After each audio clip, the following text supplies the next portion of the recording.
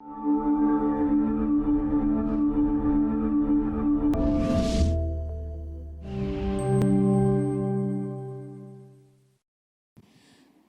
noite, igreja, graça e paz.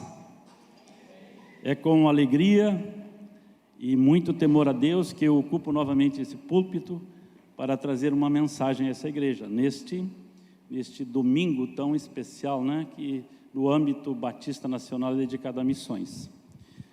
E o âmbito de missões é um âmbito grande, né? Jesus falou, Jerusalém, Judéia, Samaria e confins da terra. Nós temos aqui mais ou menos representado isso, né? Santa Maria, Rio Grande do Sul, né? Rio Grande do Sul e a nossa pátria amada, né? Esse é o nosso âmbito de missões nacionais, né? Mas para aí, aqui tem alguma coisa diferente. Está sobrando uma bandeira aqui. Alguém sabe? Portugal. Por que a bandeira de Portugal está aqui? Porque todos sabem, né, que o nosso querido pastor Levi e a sua família está de partida para essa terra. E a partir deste ano, Portugal passa a ter essa proximidade com esta igreja. Aleluia. Me lembro que quando eu estudei lá nos bancos escolares, D. João VI, em 1808, elevou o Brasil à categoria de Reino Unido a Portugal. E nós, a partir deste ano, estaremos assim, adotando Portugal em nossas orações, em nossas ações missionárias, na pessoa do pastor Levi e da sua família, em nossas contribuições para essa missão. Então, por isso que neste tempo de missões estaduais, nacionais, está ali inserida a bandeira de Portugal, também como um alvo deste tempo, desta igreja. Amém? Falar sobre missões para mim é um desafio, né? Porque eu não tenho experiência missionária, ao menos essa missão transcultural, né, de romper fronteiras. Embora a gente saiba que, como falou o apóstolo Levi, missões a gente faz onde a gente está, aqui e agora, e quem entregou a vida para Jesus é um missionário, né? Busquei junto a Deus, em oração, em jejum, uma palavra, né? Busquei na Bíblia, busquei em livros, e essa palavra eu quero entregar à igreja.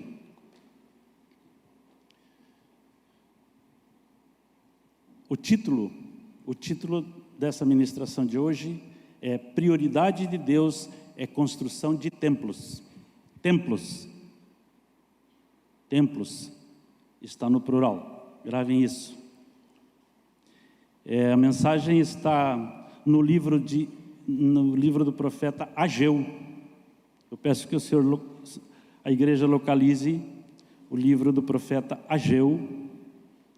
É um livro pequeno de apenas 2 capítulos, está ali entre Sofonias e Zacarias. Nós vamos ler até o versículo 8, capítulo 1, verso 1 até o 8. E depois nós vamos estar passeando em diversos versículos desse livro. No 6º ano do rei Dario, no 2º ano do rei Dario, no 6º mês, no 1º dia do mês, veio a palavra do Senhor por intermédio do profeta Ageu, a Zorobabel, filho de Salatiel, governador de Judá, e a Josué, filho de Josadaque, o sumo sacerdote, dizendo: Assim fala o Senhor dos exércitos: Este povo diz: não veio ainda o tempo em que a casa do Senhor deve ser edificada. Veio, pois, a palavra do Senhor por intermédio do profeta Ageu, dizendo: acaso é tempo de habitardes vós em casas apaineladas?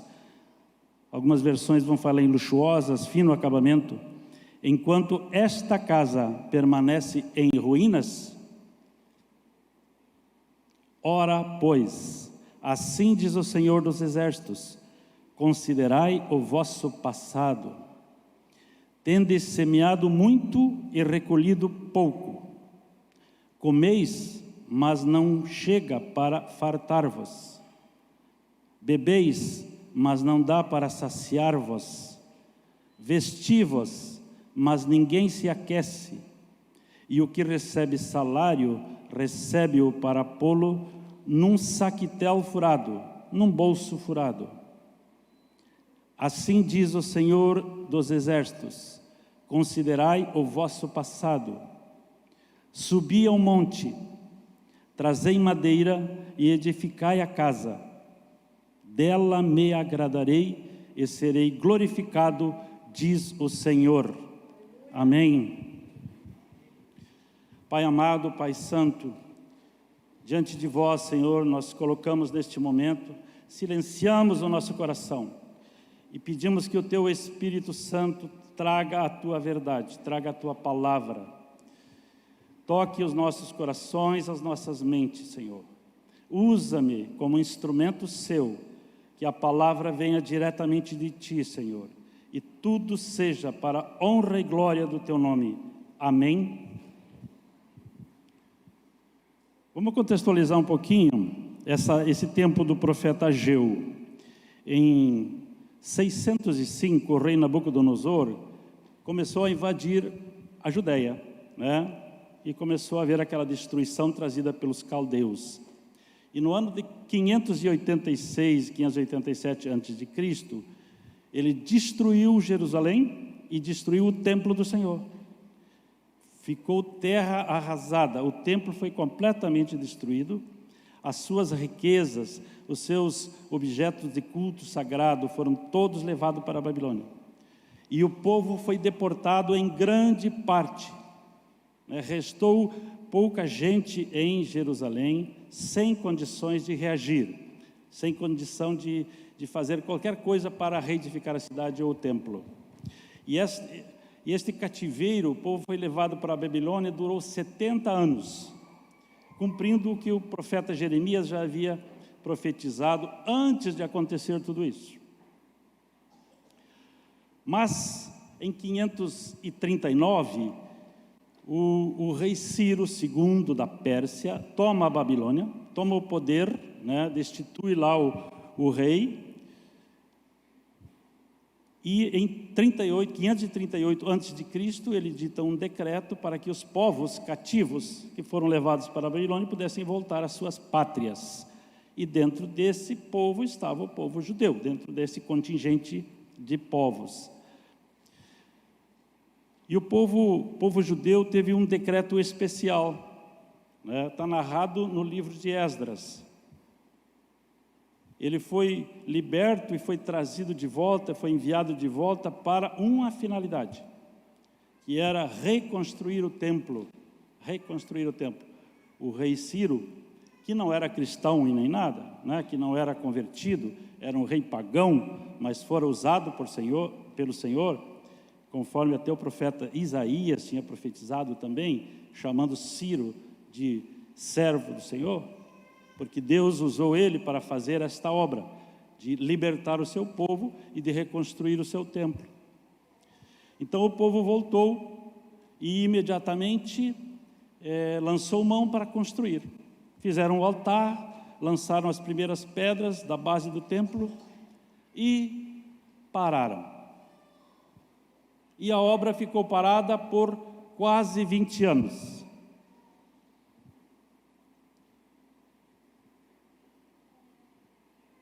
Então a obra ficou interrompida, o templo ficou em ruínas e nada se fazia. O povo virou as costas para a obra. virou as costas para a obra do Senhor. Nós podemos identificar 3 motivos, 3 causas que levaram a essa paralisação. Ocorreu uma oposição muito forte pela vizinhança, né? 200 anos antes do cativeiro da Judéia, dos judeus, os assírios haviam levado o reino do norte, as 10 tribos que estavam separadas, e povoaram Israel com povos estrangeiros. A Samaria, aquela redondeza toda de Jerusalém ali que pertencia ao reino antigo, ao reino das 10 tribos, foi povoada por esse povo, e esse povo começou a se levantar contra a construção do templo, e fizeram uma oposição muito forte, e fizeram intrigas para o rei, e fizeram suborno, fizeram tudo o que era possível fazer para interromper a obra. Então esse é o primeiro motivo. O segundo motivo foi uma insatisfação com o projeto. Então a deportação para a Babilônia levou pessoas jovens, e quando voltaram, muitos que foram ainda voltaram, e esses mais antigos conheciam o templo de Salomão que fora destruído, conheceram a glória, a riqueza daquele templo, o esplendor daquele templo, e o projeto agora era um projeto simples, era um projeto mais pobre. E isto levou assim àquele saudosismo e aquele desacorçoamento diante da obra. E o terceiro motivo, isso tudo causou o quê? Um desinteresse para que a obra, o templo fosse reerguido. E o povo, diante desse desinteresse, o que ele buscou? Se voltou para si mesmo e a obra ficou lá. Abandonou a obra. E a razão principal, o que eles alegaram? O que eles chegaram à conclusão de tudo isso? Está aqui no verso 2 que nós acabamos de ler. Ainda não chegou a hora de reconstruir o templo do Senhor. Chegaram a essa conclusão? Deixa lá. Está muito difícil, tem muita dificuldade, falta recurso, esse projeto aí está muito ruim. Então Deus não está querendo que nós façamos essa obra dele. Vamos deixar para depois. E se foram para seus próprios interesses, né? Mas o Senhor trouxe uma advertência.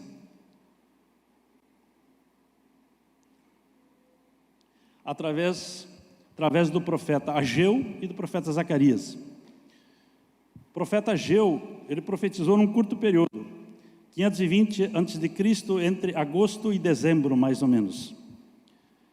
E ele esteve voltado exclusivamente para a construção do templo. A sua profecia foi no sentido de incentivar o povo a construir o templo. Já o profeta Zacarias, que continuou a profecia na sequência dele, ele profetizou a reconstrução espiritual de Judá. Então esses 2 profetas foram profetas da reconstrução de Israel. E Deus usa a desculpa do povo, essa de não chegou o tempo, e através de uma pergunta retórica, né, leva o povo a pensar. O que ele diz? Acaso é tempo de vocês morarem em casas luxuosas, enquanto este templo permanece em ruínas? Opa, parece que Deus não estava satisfeito, porque Ele tinha uma direção para seu povo, e o povo seguiu outra direção, não é verdade? Então Deus desafia o povo a usar a mesma lógica. Se vocês têm recursos para construir casas luxuosas de vocês, se vocês enfrentam as dificuldades e constroem essas casas para o vosso próprio conforto, porque a minha está parada. Usem a mesma lógica. Então o problema central de tudo isso, o cerne da questão, está numa prioridade. o que aquele povo estava priorizando não era a obra do Senhor. Não é verdade?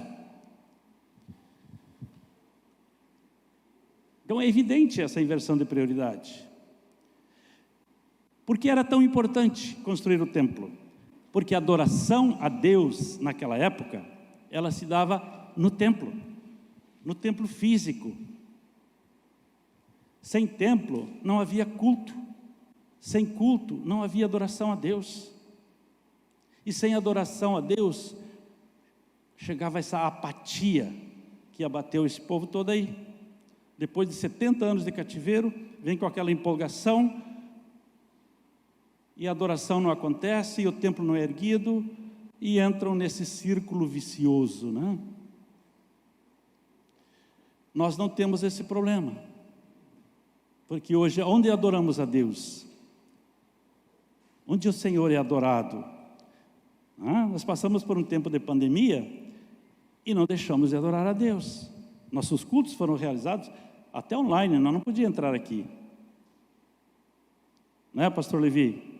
Quantos cultos o senhor transmitiu para o pessoal de casa, porque aqui não podia vir? Então, não era a mesma coisa de antigamente. Naquela época, era essencial o templo. Hoje é importante, mas não é essencial. Consequências da inversão de prioridades. Quando nós abandonamos os projetos de Deus e a prioridade de Deus, isso traz consequências. Deus diz assim: vocês semeiam muito e colhem pouco, né? Vocês comem, mas não se saciam, bebem e ficam com sede. Que mais? Se ganham salário, vocês botam num bolso furado, né? A coisa desaparece. Recebo hoje, amanhã não tenho mais.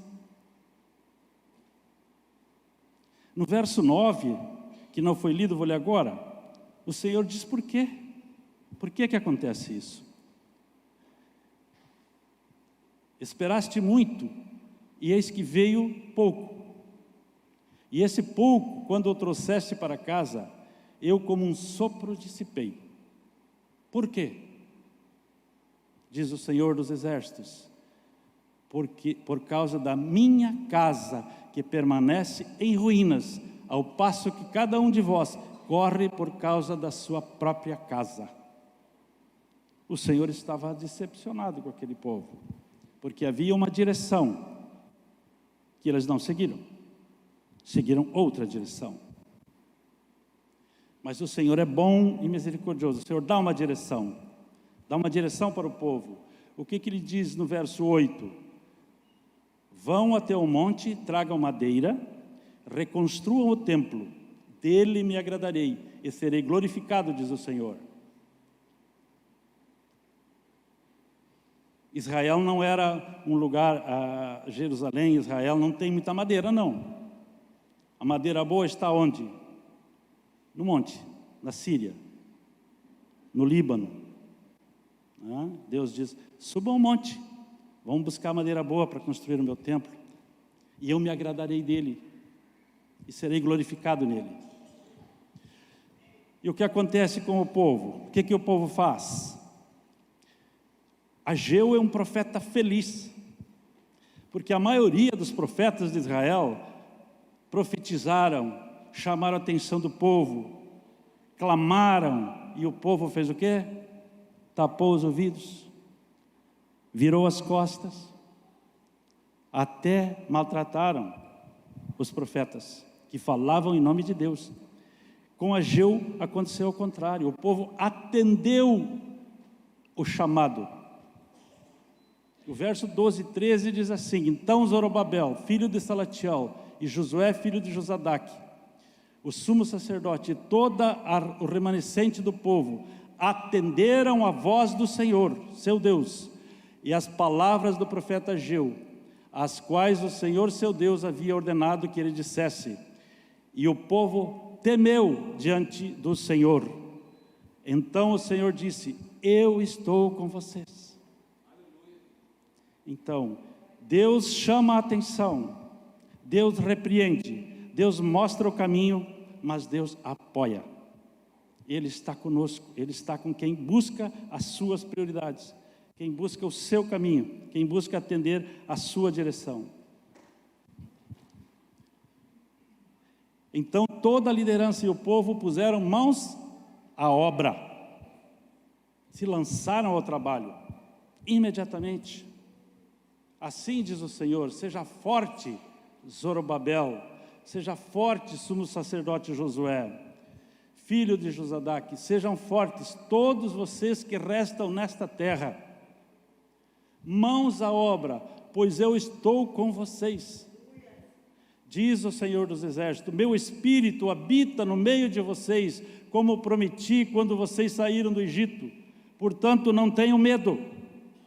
Esse é o Deus que no momento em que nós decidimos fazer a sua obra e damos o primeiro passo, eu imagino que eles tenham subido ao monte, descido com a madeira, e o Senhor diz: não tenham medo, eu estou com vocês. O que eles fizeram? Priorizaram a prioridade de Deus. Então essa é um início do que eu quero falar para vocês. E a nossa prioridade? Como está a nossa prioridade hoje? Qual é a nossa prioridade? Nós sabemos a nossa prioridade? Naquele tempo era construir o templo do Senhor. E hoje? Hoje também é construir não um templo, mas templos para o Senhor. Somos habitação do Espírito Santo. O Senhor habita em nós e Ele quer ver esses templos construídos. Não estou aqui dizendo que não podemos construir templos físicos. É uma bênção, nós estamos aqui num. A pergunta é: isto é prioridade? É esta a prioridade? É esta a pergunta que nós temos que fazer. Está proibido construir templos? Não. Mas a prioridade é essa? Era proibido aos judeus construir suas casas? Não. Mas era a prioridade? Não. E por isso, plantavam muito, colhiam pouco, bebiam, não se saciavam, comiam, barriga continuava doente, ganhavam um salário, botavam no bolso. Questão de prioridade. O maior sermão do mundo foi pregado aonde? Numa igreja grande? Não, numa montanha. A maior conversão coletiva da Bíblia aconteceu aonde? Na rua. E Deus procura templos para a sua habitação.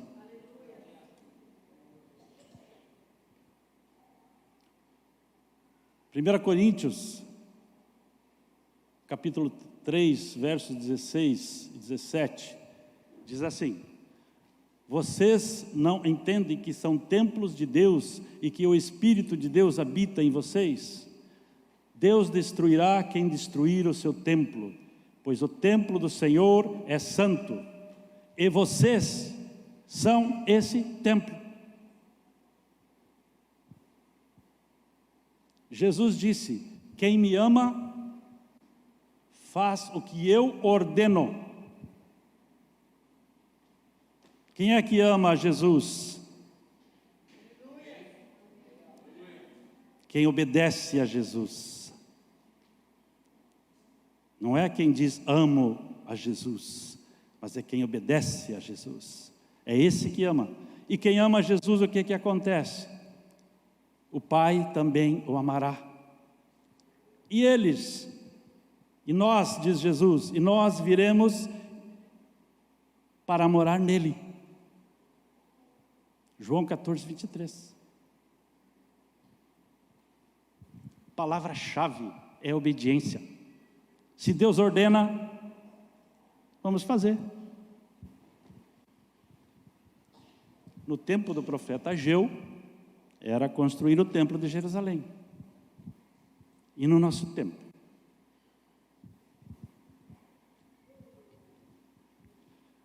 A grande comissão de Jesus, ela é o cerne da questão da igreja.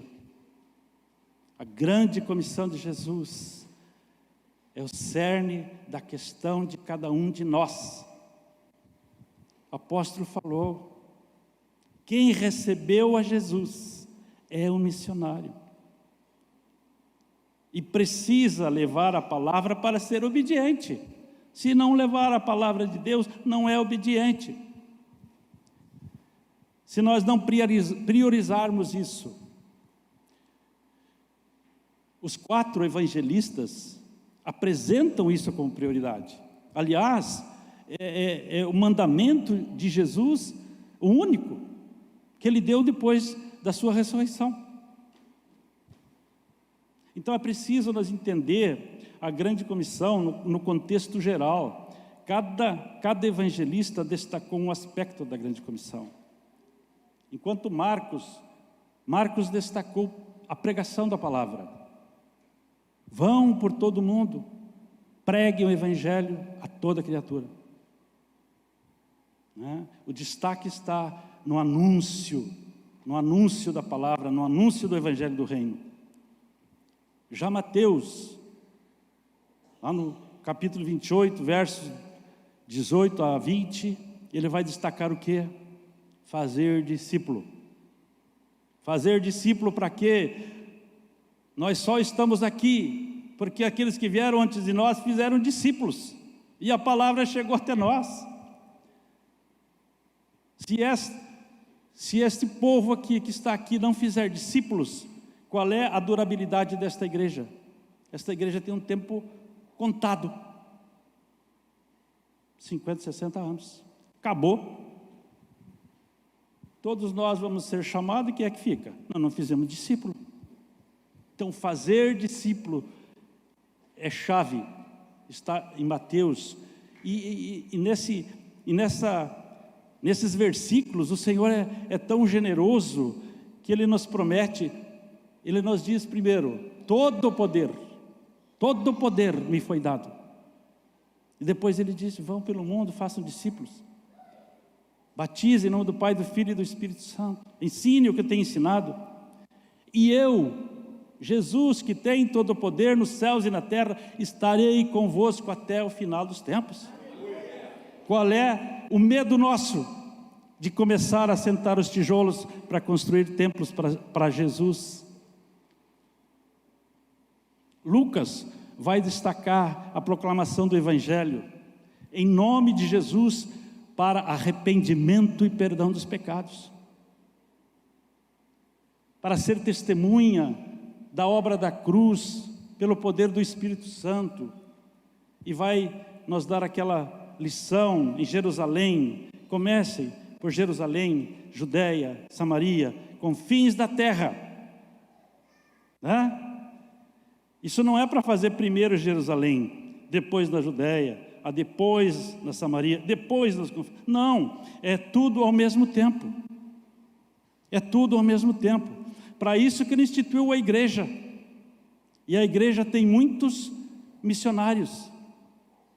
Todos podem pregar aqui, outros podem pregar ali, e alguns podem pregar lá. Não é verdade?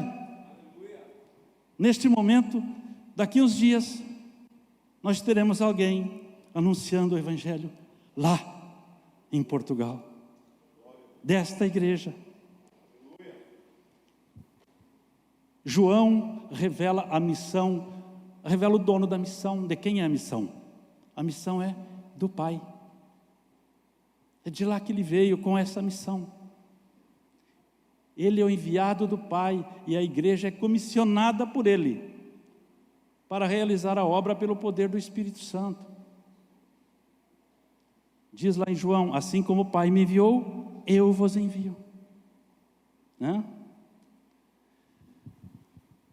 Tem um pastor do qual eu peguei várias coisas para esta ministração, se chama Paulo Sérgio Nascimento. É lá da Jami, ele é um pastor missionário, teve 10 anos numa tribo indígena, para evangelizar, para aprender línguas e costumes e para traduzir a Bíblia.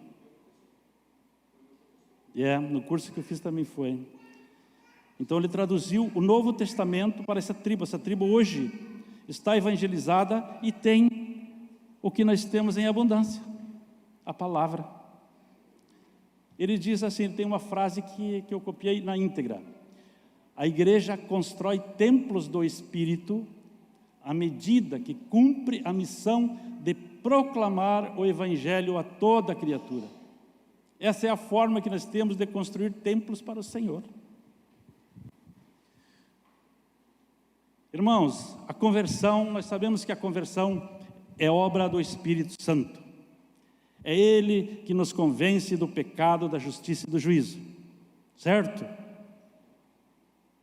Mas o método que o Senhor utilizou é a proclamação.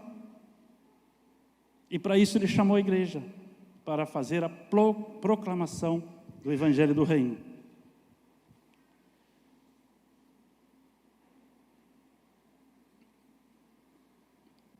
Vejamos o que o apóstolo Paulo disse lá em Romanos 10:13. Pois todo aquele que invocar o nome do Senhor será salvo. Mas como poderão invocá-lo se não creram nele? E como crerão nele se jamais tiverem ouvido falar a seu respeito? E como ouvirão a seu respeito, se ninguém lhes falar? E como alguém falará se não for enviado? É o itinerário da palavra de Deus. O caminho está aberto, está dito, está ensinado. Nós temos que nos cuidar para que nós priorizemos o que tem de ser priorizado.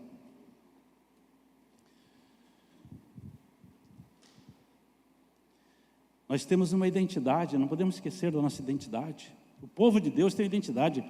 O Senhor não manda ninguém sem dar um credencial.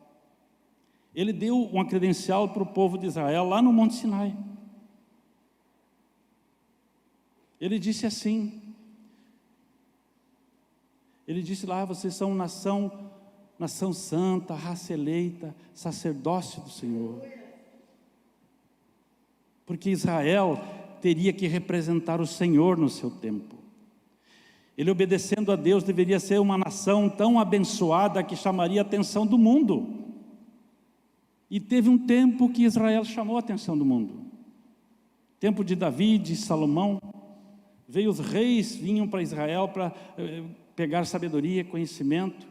A rainha de Sabá, da Etiópia, veio para ouvir Salomão. E vocês lembram do eunuco da Etiópia, né? Porque esse cara estava em Jerusalém. Poderia ter sido uma semente plantada que atravessou 1000 anos. Mas ele veio para Jerusalém para ser ministrado por Filipe.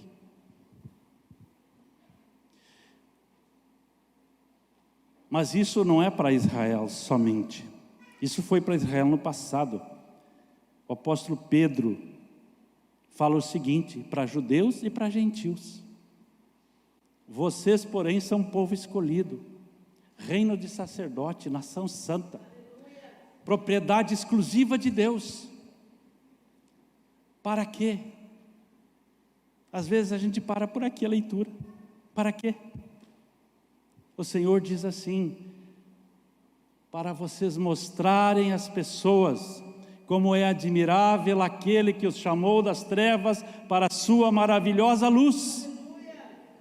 E se nós recebemos esta maravilhosa luz, não é para nós guardar embaixo do alqueire, como diz o Evangelho, não é para nós colocar um cesto em cima, é para nós anunciar ao mundo, plenamente de acordo com a grande comissão.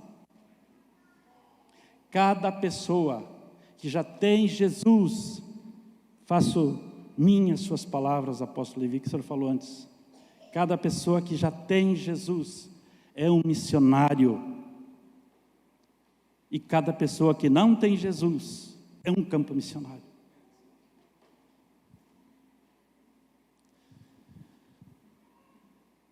Como fazer missões? Orando por missões. Tem alguém aí que não pode orar? Alguém nesta igreja, alguém que aceitou Jesus, que tem Jesus consigo, não consegue orar? Todos nós conseguimos orar. Orar por missões. Sendo um missionário onde você estiver. Eu posso ser um missionário. Onde eu estou? Na minha casa, eu posso ser um missionário. No meu trabalho, eu posso ser um missionário. Na minha rua, na minha cidade, Santa Maria, Itaara agora. No meu estado do Rio Grande do Sul, na minha nação e nos confins da terra. Onde Deus te levar, você pode ser um missionário.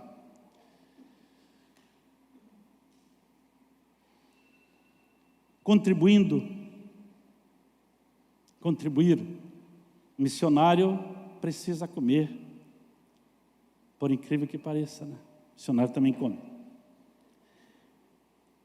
A igreja que envia precisa sustentar. Essa igreja tem um grande desafio. Essa igreja tem um desafio enorme.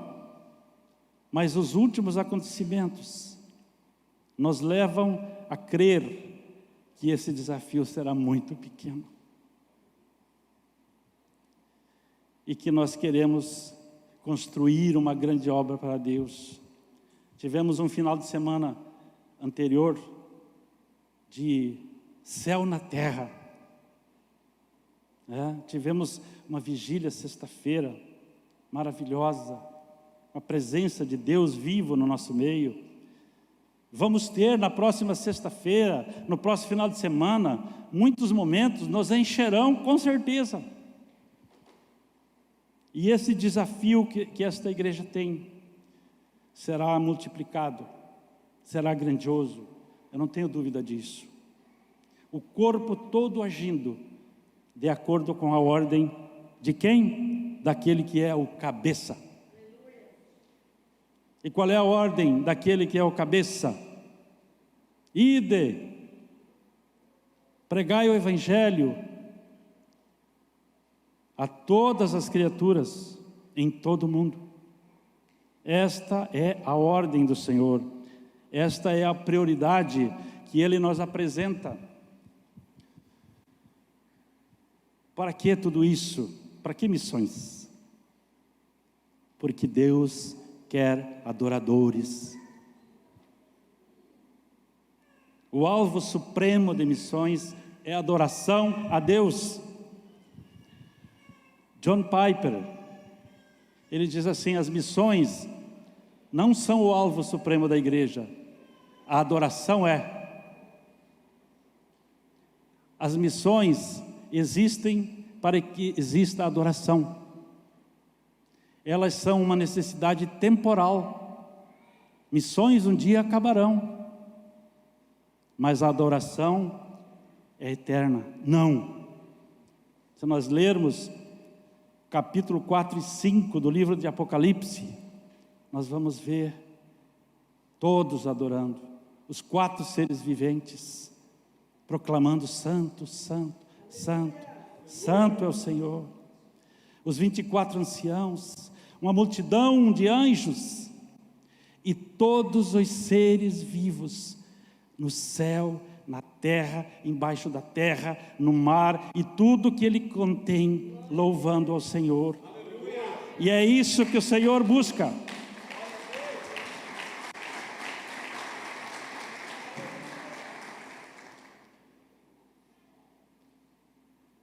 Porque o único digno de ser adorado é o Senhor.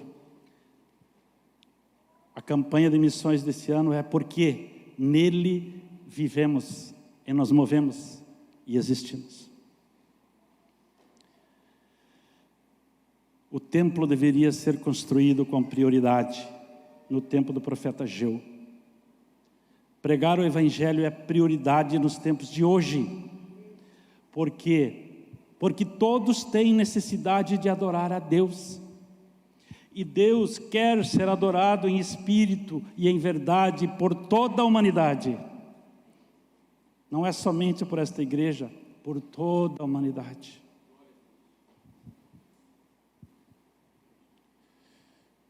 E quando a prioridade de Deus acontece, quando a igreja dá a sua prioridade, o que acontece?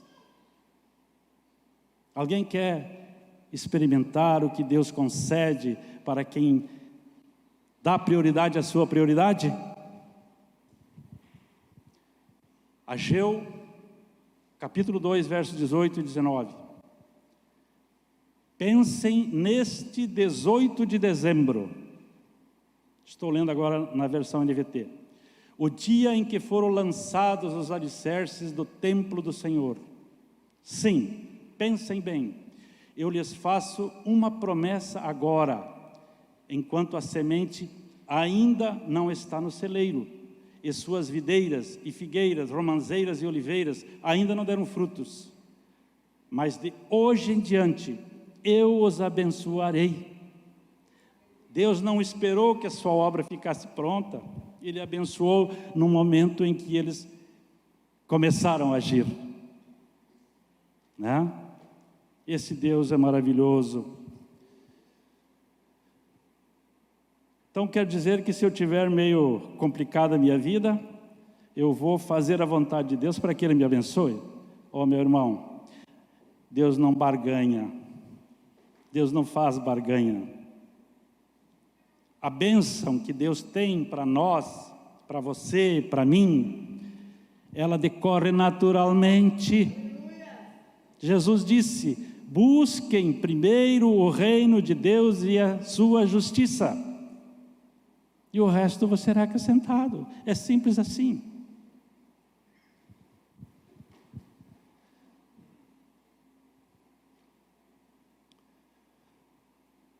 Meus irmãos, eu quero trazer uns dados missiológicos aí, só para nos situar.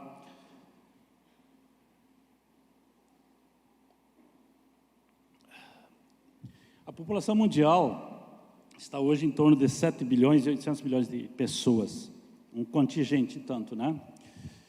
Aqueles que se autodenominam cristãos, está aí na casa um pouco mais de 2 bilhões e meio de pessoas. Eu não disse cristãos, eu disse que se denominam cristãos, né? Como é que faz lá o recenseador? Você tem alguma crença? Ah, eu tenho, sou cristão. Eu sou cristão por aí, né? Então tem muitos que a gente sabe que, apesar de se autodenominar cristão, não tem uma vida cristã. Tá? Existem no mundo 17.440 povos. Você pode estranhar, mas o conceito de povo aqui, numa nação, está contido muitos povos, né? Aqui no Brasil tem povos indígenas, e dentro dos povos indígenas tem muitos povos indígenas, né? Temos os ribeirinhos, temos os ciganos, temos os portugueses, né? Temos os ciganos, temos os japoneses. São povos dentro de uma nação. Então são 17.440 povos. E destes 17.440, desses 7.413 são povos não alcançados. E o conceito aqui de não alcançados é assim, não é que todos estejam convertidos, não. É que não tenham uma igreja suficientemente forte para alcançar os demais. Então, se lá tem 10% de cristãos e tem uma igreja organizada, capaz de evangelizar, é considerado um povo alcançado. Esses 7.413 povos abrangem uma população de 3 bilhões e 300 mil pessoas, 300 milhões de pessoas, 3 bilhões, 300 milhões de pessoas, que não tem uma igreja para levar a palavra de Deus. Existem no mundo 6.528 línguas faladas. Dessas, apenas 276 têm a Bíblia toda traduzida. 276, 4%. Só o Novo Testamento, 676, 10%. Algum livro, algum trecho da Bíblia, 1.200.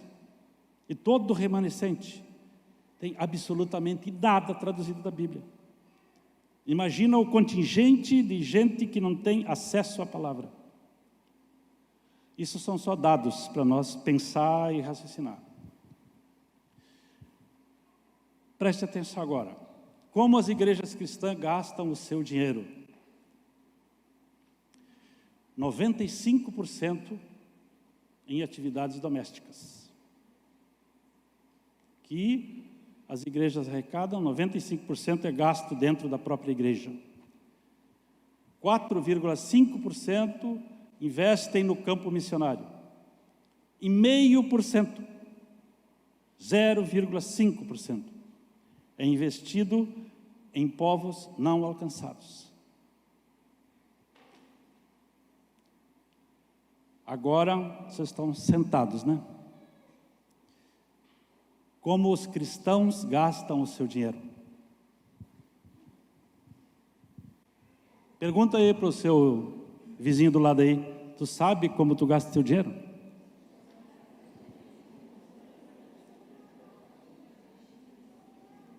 Os cristãos, os crentes, nós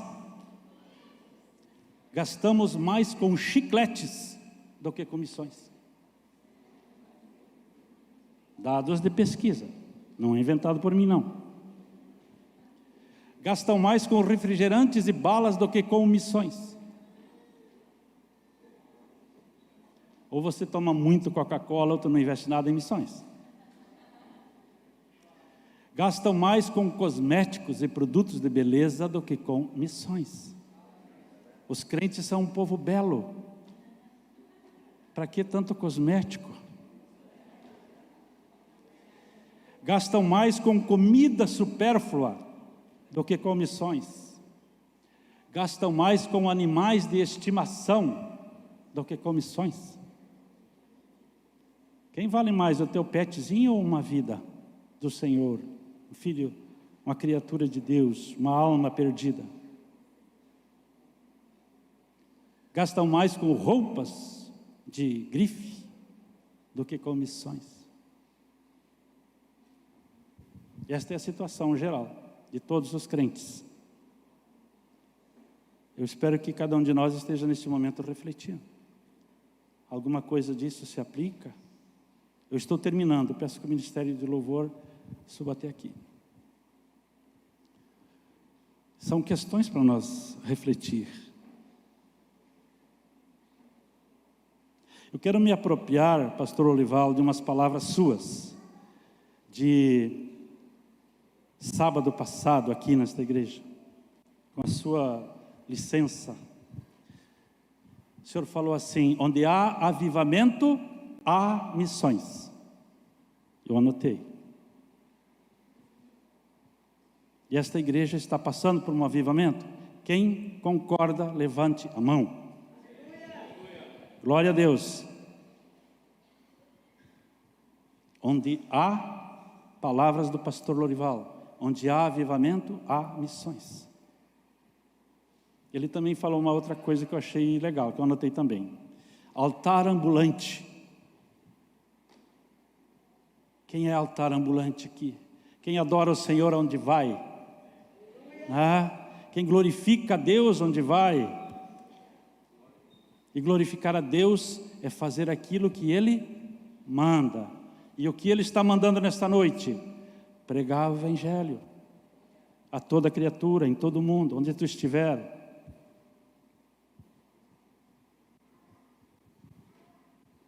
Tem mais uma coisa, pastor Lorival. Eu anotei bastante, prestei atenção.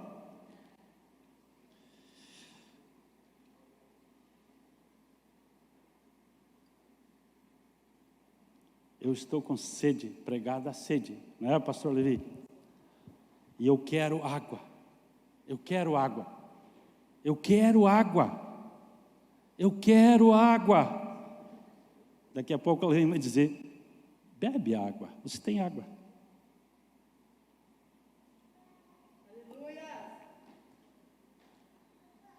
Às vezes a gente diz: eu quero fazer missões. Eu quero fazer missões. Faz. Faz. Eu quero pregar o Evangelho. Prega. Está à disposição. Se você tem Jesus, faça. Não precisa querer. Eu quero.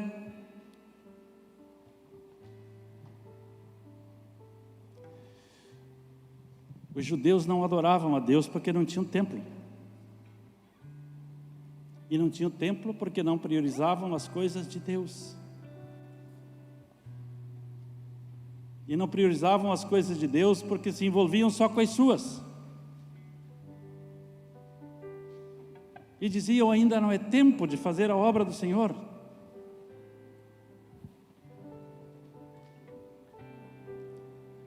Como nós vamos reagir a esse desafio? Alguém se sentiu desafiado nisso tudo aí? Como nós vamos reagir a isso? Tem 4 formas de reagir a isso. Primeira delas, com indiferença. Tô nem aí. Lembra lá do semeador, que semeou a semente? A pastora Judeci pegou esses dias. O semeador semeou a semente, caiu na estrada lá. É esse aqui, tô nem aí. Tô nem aí para essa palavra. Segunda forma que nós podemos receber este desafio: permanecendo endurecido. A semente que caiu na pedra, pastor, caiu no meio das pedras. Tá, eu sei que tem que fazer. Os judeus disseram: não é tempo ainda de fazer esse negócio aí. Deixa passar essa fase, depois eu faço.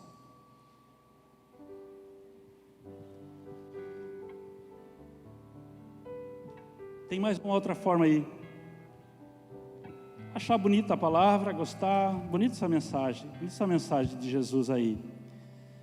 Mas amanhã eu me largo no mundão e os espinhos me sufocam. Isso está esquecido. E a quarta forma: a semente caiu em terra boa. E nós tomamos uma atitude positiva. Nós não vamos querer só beber água, nós vamos beber água. Nós não vamos só querer fazer missões, nós vamos fazer missões. Nós não vamos querer orar por missões, nós vamos orar por missões. Nós não vamos dizer assim: quando eu puder eu vou contribuir com missões. Não, nós vamos contribuir com missões. Com pouco, com bastante, de acordo com a possibilidade de cada um. Mas não podemos mais ficar omissos a esse chamado, deixando para depois. A prioridade é de Deus. Quem me ama faz o que eu ordeno, disse Jesus.